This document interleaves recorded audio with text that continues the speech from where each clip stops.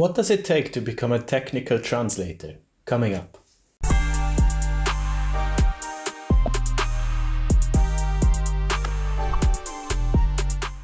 Hello and welcome back to the Freelanceverse. Thanks for coming back to the channel once again. It is time for the next Specialized episode. As you know, this is a very important series to me, and I'm very happy to announce that today we finally have the technical translation episode. This is probably the most requested one that I haven't done yet, and I did attempt this already once, but then it fell through, unfortunately. So I'm very happy that we found three very esteemed experts in the field. Make sure to tell me in the comments which one you would like to see next. I have the next topic already planned, but as you know, I make these every 8 weeks, every 2 months, so please give me ideas. I'm very excited to hear what you like to see. As always, this episode is brought to you by memoQ. memoQ is the official partner of the Specialized series. If you would like to try out their cut tool, the best tool for freelance translators in my opinion, make sure to check the link in the description. Let's get on with the episode. So welcome back everyone. We are here with a heavily requested Specialized episode, the technical one.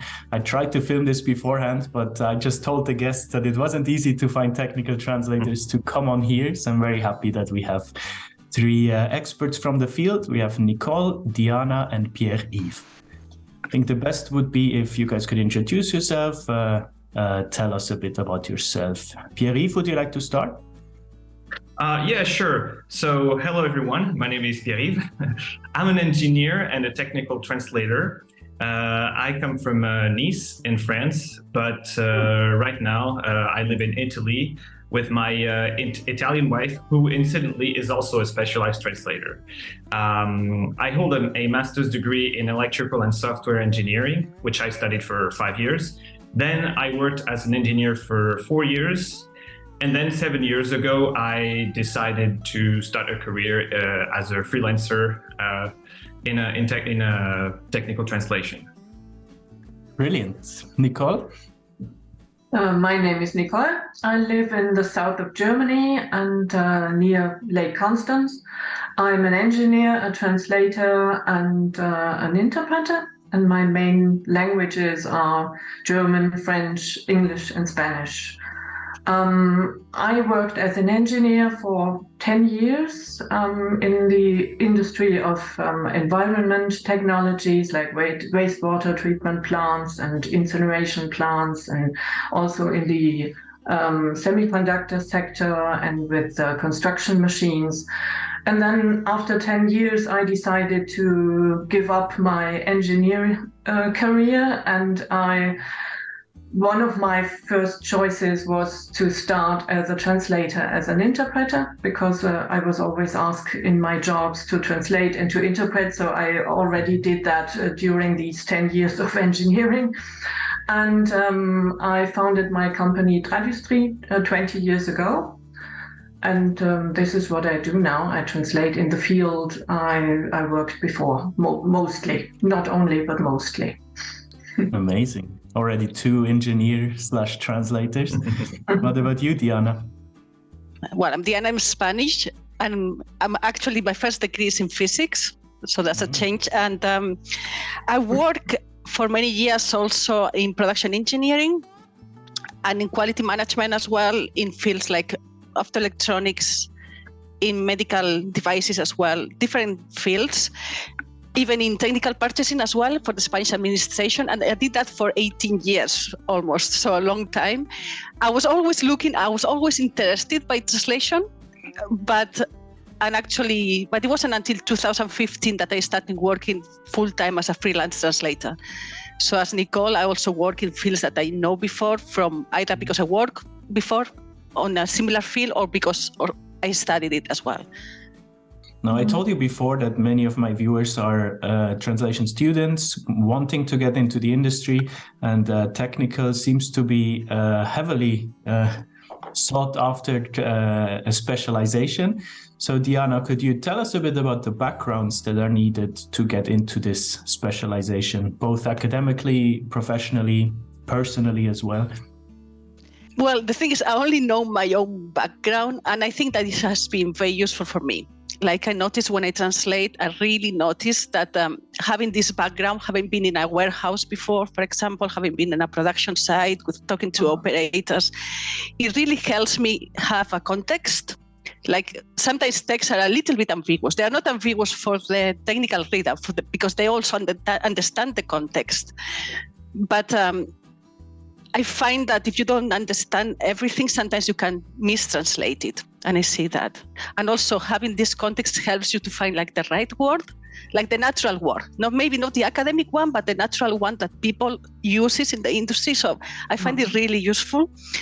And also for me, I think you have to have a curiosity in the personal aspect, like really you have to enjoy knowing how a machine works and how looking at the YouTube videos, this kind of thing.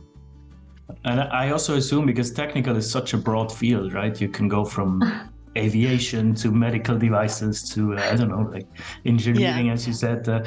Pierre-Yves, what are the specifics that you are involved in within this umbrella of technical translation?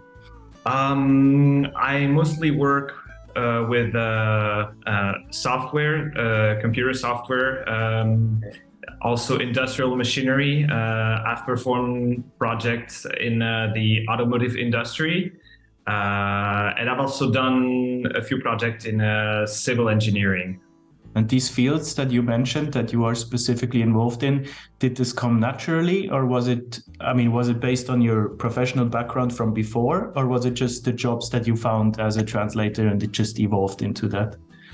For some of them, like software and automotive, these are the fields that I studied and worked in as an engineer. Then there are other fields like industrial machinery, which do involve a bit of electronics and electrical engineering. So I'm like, I have an expertise in some parts of this field, but then it requires also expertise in mechanical engineering, which I haven't studied during my my years as an engineer, but this is something that I studied and learned on the field. I mean, after studying my career as a specialized translator. Yeah, got it. Okay, Nicole, question to you. Especially in technical translation, I feel like the technological advances are extremely quick, right? Things change all the time. And if you were an engineer 20 years ago, probably nothing is the same today, right? How do you keep up to date with these technological advances so you can actually translate the current status of technology? It's funny, but I learn a lot when I translate things for my clients. So I often get really big manuals, and I have everything in that manual. I have drawings, I have the circuit diagram, I have the description, I have everything I need. I need to understand, and the client needs to do the production of the parts, for example. So I learn a lot translating while I'm translating. I ask my clients a lot of questions as well, because I have to, as Diana said before, I have to understand quite well what the production plant is about. So maybe I go to clients, I visit their production plants at the customers, and I go to fair trades, I follow them on LinkedIn and on their webpage and everything. And so I get the sales documentation, sometimes sales documents from my clients. So I learn a lot about the new things they have and the advantages these products have. So it's while I'm translating. Mostly. That's a really interesting point. You're actually learning on the job, right? You're on the job, and I'm doing a lot of research. Okay. And you mentioned clients. Can you tell us a bit, who are these clients? Is it the manufacturers of machines that you translate for, or is it agencies, direct clients? I almost only have direct clients. I don't like translating so much for agencies. But this is also in my history, because when I worked as an engineer, I had a lot of contacts and people who worked with me at that time. And later on, they asked me the same, like on my job at this time, they asked me, oh, can you translate for me? So my contacts became my clients. And now most of the time I know my clients. Sometimes they come with recommendations of people I know or from other clients. It's amazing. You're a perfect example of what a lot of people ask me on the channel, because many people don't know that you can have a previous career and then shift into translating with this knowledge and use this knowledge as your contacts became your client base. That is amazing. So I think people will have a lot of questions for you, and usually I put all the links down below so people can reach out to you and ask, and I'm sure you're all very willing to help. Yes. Diana, same question to you. Who are you working with? Who are your clients? So, when I started out, it was mostly translation agencies that I found through Probst mainly, by replying to job offers that they wrote. And I only wrote when I thought that I was a really, really good fit. So I could show 4 or 5 points where I could say, I've done exactly this before. And that worked very well. And then I tried to find direct clients, but I found that I was following some tips that I saw on Facebook groups, from the translation gurus, that I would say, and they didn't work for me. But what worked for me at the end was that I was doing some things just because I enjoyed them or because I believe in them or whatever. Like I was updating my webpage and posting a little bit on LinkedIn, joining some associations, and they came to me slowly through all of these channels, through each channel. So I can't say that there is one successful method, but and what happens is that also I don't need so many clients, because in technical translation, I think one of the important things is that you normally work with companies, so they will send you quite a lot of translations, and if you are good and you are easy to work with, they will keep working with you for years. So I only need one new client every year, and that's enough for me, and have. Both of your peers are nodding, so I guess you agree, Pierre-Yves? It's the same for you. Yeah, definitely agree. That's one of the biggest perks of technical translation, is that we usually, our typical clients are big industrial or tech groups, so they have they deal with huge volumes, they have deep pockets. So they have a recurring need. So they keep sending you projects to translate. So you don't need that many clients. I would like to add, my regular clients, I like them because they are regular clients. Yes. And that is the difference to agencies. I want to work with a client and to provide everything for that client and to ensure that the terminology is consistent and that the TM is consistent. What I don't like is, you do a translation and another person does another translation, and then you mix up every words and or the terminology is. You know what I mean? Yeah, so exactly. That is really my business, to provide regular work and consistency. It solves even 2 issues then, right? It solves the client's issue of having inconsistencies in the text, and it solves your issue that many freelancers sometimes have of instability of work, right? If you know you have clients that stuff comes in, then you're not worried about next month or the month after, right? If you have your clients. By keeping working on the same material, so at first it's going to be a very time consuming, because you're going to have to do a lot of research. But after that first phase, you will be able to translate at the same rate,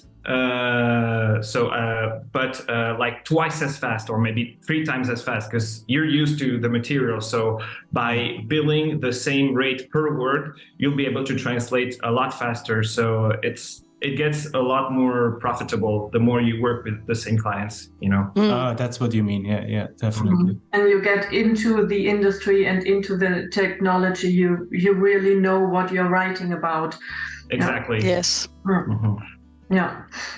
And what is your technical setup to provide this consistency, Nicole? Do you have glossaries for your specific clients, or do they send you glossaries? No. Did you build them up yourself? Yeah. My clients are not so big companies, not the biggest companies, but just from 10 people to 400 or 500 people, I would say. Okay. So most of the time they don't have glossaries, they don't have cut tools like Trados or whatever, they don't know what that is. So what I provide is really the whole stuff. They send me a text and I work on the terminology, I do the research, I do my glossaries, I create my TMs. And it's my work to do that terminology work. And I try to be very consistent in that work so that all the translations the client would get from me would be consistent and would be as good for sales as well. I mean, that is a kind of corporate identity. If you go out as a company in a foreign language, and it's like corporate identity, like you do your papers or your website and you have the same logo everywhere.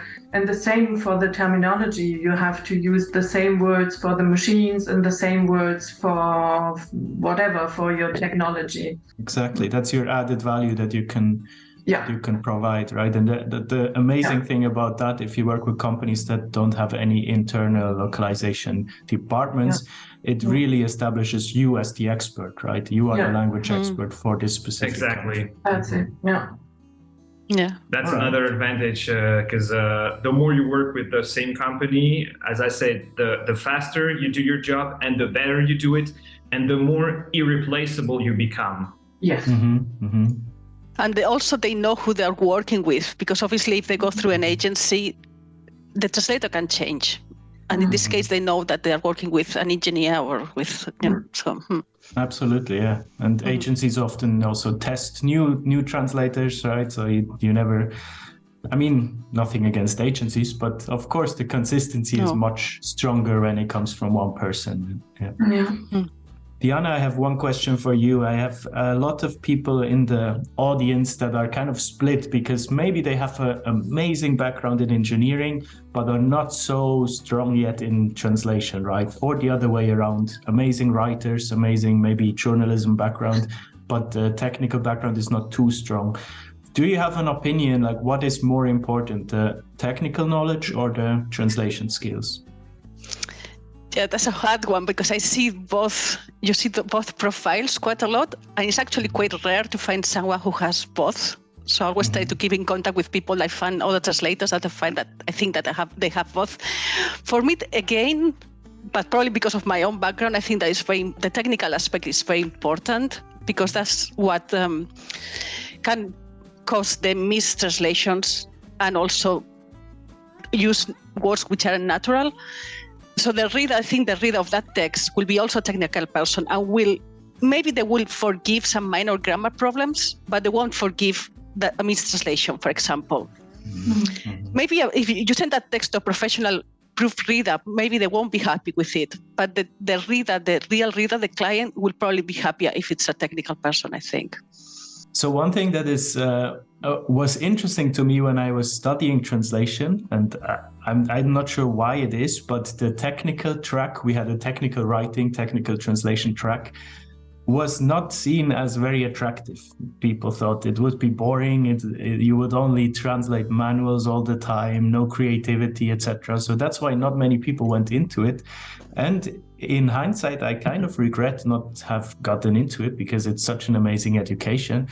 I don't know who wants to take this. Nicole, maybe, do you have an opinion for people who are thinking of going into technical writing and take the fear that it's actually not that boring? I hope so. I mean, you are all still there, right? I mean, depends on what you mean by boring. For me, if you say it's boring for that reason that you have a lot of repetition, you have a lot of terminology without creativity. You can't change the terminology. It's not like literature. You don't find sophisticated sentences and beautiful expressions or something. It's all about consistency. It's about terminology. It's about repetition as well. You have to stick to really correct translations. You have to understand the field. But I think the field of technology is interesting, and you learn a lot about that technology, and you learn a lot, or you read a lot about the plans your clients constructed. That is the interesting part of the thing. Learn more about the technology, and so for me, it's So it kind of turns writing into a more exact science in a way, rather than a creative one, right? So maybe for people who are not that much into creative writing, this could be the option to. Yeah, it's diligent work as well. You have really to do that. All right.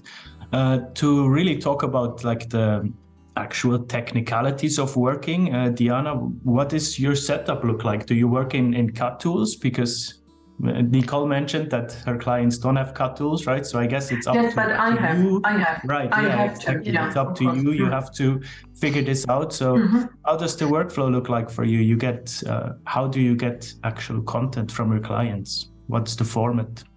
The format. Well, normally it's, I think mostly, I'm trying to think, Word documents. I also get I translated recently some books also. So they send me like a format which is compatible with InDesign that can be read in Trados. So I use Trados normally, except for a couple of, one direct client that has memoQ and some agencies too.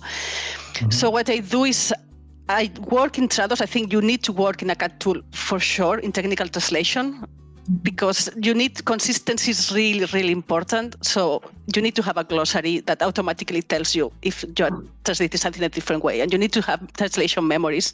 So I think in technical translation, you need to. But then if this is going to be like something that needs to read a bit nicer, because CAD tools cut the sentences. For example, I translate blog post for a company, and they always export it in Word and reread it again in Word at the end, where I already know everything's correct. I'm just rereading it to make it sound nicer. And you have to do that. All right. Thank you very much for that informative answer. To finish the video, I would always like to ask the panelists to give the viewers a word of advice, something that you wish you knew before you started. Nicole, would you like to start? For me, what I didn't know in the beginning was that it takes a lot of time. It's difficult to find clients, and it's not only because you have contacts that everybody would come to you and would you would have so many clients at a time. You have to be sure about yourself and what you are going to do. And if other people tell you, "Oh no, that is not that," you have to work like, I don't know. It's not that. You have to stick to your own kind of work. And if you know, I know that technology best, so you follow up in that technology. Diana, your word of advice? I very much agree with what Nicole just said about following your own path. I wish I had known, for example, that I think that you need to listen to people similar to you, like in terms of language pairs maybe and fields. I think that's more useful, because there are lots of people giving advice, but it's not always the same for every language pair, I think. And then also do what you feel like doing, what goes with your personality. So if you don't like sending emails to find clients, for example, just don't do it. Just do what you like. I prefer writing posts in my webpage because I enjoy that better. And I think at the end it works. All right, and Pierre-Yves, to finish off the video. It's never too early to start working with direct clients, because this is something that, like, I started working mostly with agencies, and then only recently I started to move more towards direct clients prospection, and this is something I wish I was not afraid to do earlier. And then I would say, do not be afraid to ask questions to clients. At first, I was a bit maybe uncomfortable doing this. I was afraid of looking maybe unprofessional, but it's actually the other way around. When you ask questions, especially relevant questions, you look a lot more professional, and you also help improve the source text, because the client realized that, oh yeah, I could have said this better. This is kind of ambiguous, and and you gather a lot more information doing this. So this is something I wish I was not that afraid of asking questions at the beginning. Totally agree. Definitely, me too. Amazing. Thanks so much, you three. This has been incredibly interesting and fruitful. As I said before, all the links to contact the panelists are down below. So if you viewers would like to get in touch with them or see the website, for example, make sure to do that. And don't forget to write in the comments which specialized episode you would like to see next. As you know, I do them every 8 weeks, every 2 months, a new topic. And I see you next Monday with the next video. Bye-bye.